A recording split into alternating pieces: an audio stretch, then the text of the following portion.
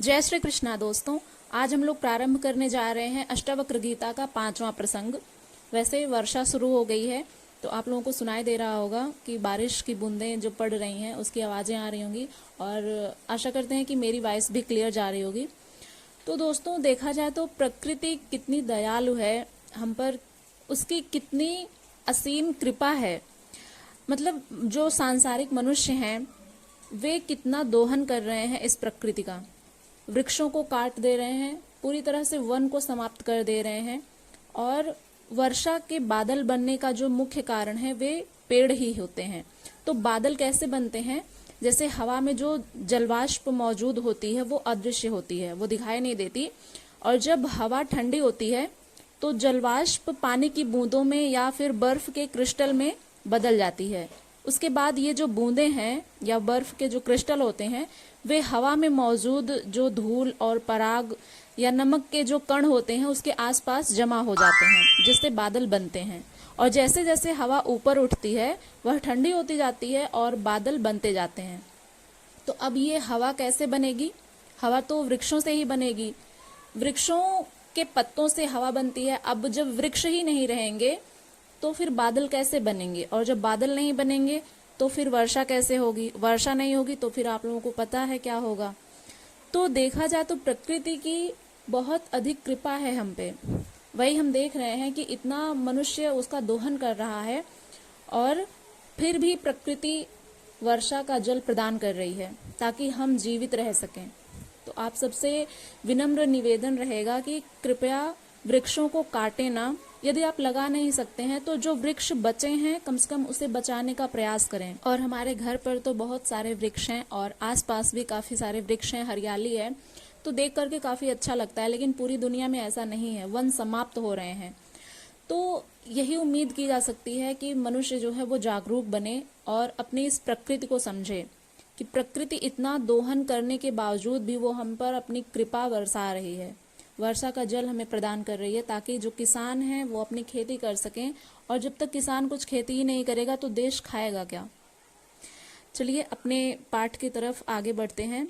आज का हमारा जो 5वां प्रसंग है वो प्रारंभ होने जा रहा है। इस प्रसंग में ऋषि अष्टावक्र राजा जनक को मोक्ष प्राप्ति का उपाय बताते हैं, उनको उपदेश करते हैं। पहला सूत्र इस प्रकार से है, अष्टावक्र उवाच।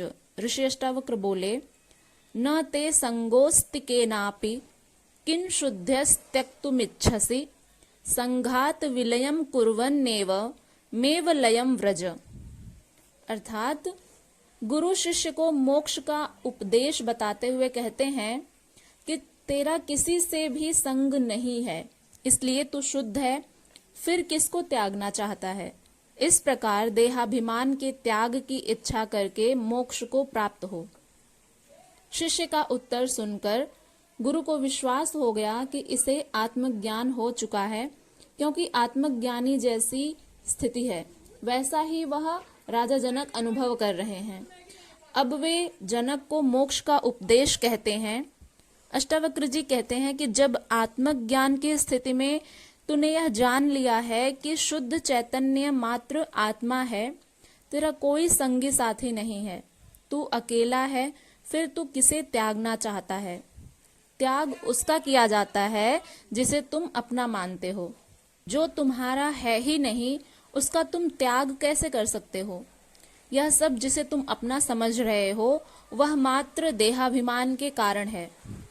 दोस्तों, इस संसार में जितने भी हमारे संबंध हैं, जितने भी हमारे रिश्ते हैं, नाते हैं, वे सब हमारे देह के कारण ही हैं। यदि यह देह ही ना रहे तो सोचिए कि क्या किसी से हम कोई रिश्ता बना सकते हैं? क्या कोई हमसे रिश्ता बनाना चाहेगा यदि हम हो ही ना? तो ये जो रिश्ते नाते हैं ये देहाभिमान के कारण ही होते हैं, क्योंकि ये जो सांसारिक मनुष्य है वो स्वयं को देह ही समझता है, वह अपने आत्म स्वरूप को तो जानता है नहीं। इसी बात को अष्टावक्र जी यहाँ पर समझा रहे हैं कि ये तुम जिसे अपना मानते हो उसका ही तुम त्याग करना चाहते हो। तो यहाँ पर जो तुम्हारा है ही नहीं तो तुम उसका त्याग कैसे कर सकते हो? क्योंकि हम अहंकारवश सभी को अपना मान लेते हैं और यह मान लेते हैं कि हमारा इनसे संबंध है, हमारा इनके साथ रिश्ता है, तो ये हमारे हैं। लेकिन ऐसा नहीं होता है, यहाँ कोई किसी का नहीं है। यही बात अष्टावक्र जी समझा रहे हैं कि त्याग उसका किया जाता है जिसे तुम अपना मानते हो। जो तुम्हारा है ही नहीं तो तुम उसका त्याग कैसे कर सकते हो। यह सब जिसे तुम अपना समझ रहे हो वह मात्र देहाभिमान के कारण है। देहाभिमान से ही यह संसार अनंत शरीरों वाला दिखाई देता है तथा मनुष्यों में जो परस्पर संबंध हैं वे सब देहाभिमान के कारण ही हैं। इस देहाभिमान के कारण ही आत्माओं में भी भेद दिखाई देता है कि जितने देह हैं उतनी ही आत्माएं हैं। तो देह तो अनंत है, सभी के शरीर अलग अलग हैं, इसलिए आत्माएं भी अलग अलग हैं, अनंत हैं, ऐसा मनुष्य मान लेता है। यह मेरा तेरा अपना पराया आदि के समस्त भेद भी देहाभिमान के कारण हैं। इसी देहाभिमान के कारण ही लोग वस्तुओं को अपनी समझकर दान करते हैं, उनका त्याग करते हैं।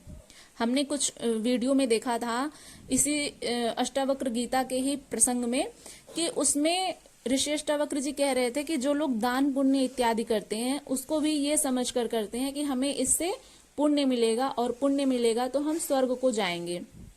इसी प्लेलिस्ट में जाकर के अष्टावक्र गीता के नाम से इस चैनल पर एक प्लेलिस्ट है, आप उसमें जाकर के वीडियोज को देखेंगे तो उसको सुन सकते हैं आप। उसमें विस्तृत रूप से इसकी व्याख्या की गई है। तो यहाँ पर अष्टावक्र जी कहते हैं कि यह मेरा तेरा अपना पराया आदि के समस्त भेद भी देहाभिमान के कारण ही होते हैं और देहाभिमान के कारण ही लोग वस्तुओं को अपनी समझ करके दान करते हैं, उनका त्याग करते हैं। यह मोह लोभ ममता आदि भी देहाभिमान के कारण ही होता है। धन दौलत महल पत्नी पुत्र संबंधी आदि छोड़ने से कुछ नहीं होगा। देहाभिमान ही सबसे बड़ा बंधन होता है, इसके त्याग से ही मोक्ष हो जाता है। यह देहाभिमान ही अज्ञान है। इस देहाभिमान के कारण ही तुम्हें यह भ्रांति हो गई थी कि यह मेरा है, इसलिए त्याग की बात सोचते हो। ज्ञान के प्रकाश में ही तुम्हें इस सत्य का ज्ञान हो सकता है। इस देहाभिमान की भ्रांति का मिट जाना ही मोक्ष है, अतः तू इसे मिटाकर मोक्ष को प्राप्त हो। यानी ये जो सगे संबंधी, जो रिश्तेदार हैं, जो संबंधी लोग हैं, वे केवल देहाभिमान के कारण होते हैं और यह देहाभिमान ही मनुष्य का सबसे बड़ा अज्ञान है। इस देहाभिमान के कारण ही हमें यह भ्रांति हो जाती है कि यह मेरा है, यह पराया है। तो इस तरह का और त्याग की बात हम लोग सोचने लगते हैं। तो जो अपना है ही नहीं उसको हम त्याग कैसे सकते हैं। यही बात यहाँ पर समझा रहे हैं ऋषि अष्टावक्र जी कि ज्ञान के प्रकाश में ही हमें इस सत्य का ज्ञान हो सकता है कि हम अपने आप को देह मान रहे हैं जबकि हम आत्मस्वरूप हैं। और देहाभिमान की भ्रांति जब मिट जाती है तब मनुष्य को मोक्ष मिल जाता है। इसलिए अष्टावक्र जी कहते हैं कि अतः तू इस देहाभिमान की भ्रांति को मिटाकर मोक्ष को प्राप्त हो। अगले सूत्र में वे कहते हैं कि उदेति भवतो विश्वम वारिधेरिव बुद्बुदः इति ज्ञात्वैकमात्मानम् एवमेव लयम व्रज। अर्थात तुझसे संसार उत्पन्न होता है जैसे समुद्र से बुलबुला, जैसे समुद्र में बुलबुले उत्पन्न होते हैं जल के, वैसे ही तुझसे यह संसार उत्पन्न होता है। इस प्रकार आत्मा को एक जान मोक्ष को प्राप्त हो। आत्मा को एक ही जानो, जबकि मनुष्य जो है वो अहंकार वश सभी के शरीर को अलग अलग देखता है तो यह जान लेता है कि सभी में जो आत्माएं हैं वे भी अलग अलग हैं, लेकिन ये गलत है। यहाँ पर अष्टावक्र जी कहते हैं कि आत्मा को एक ही जानो और यही जानने मात्र से ही तुम्हें मोक्ष मिल जाएगा।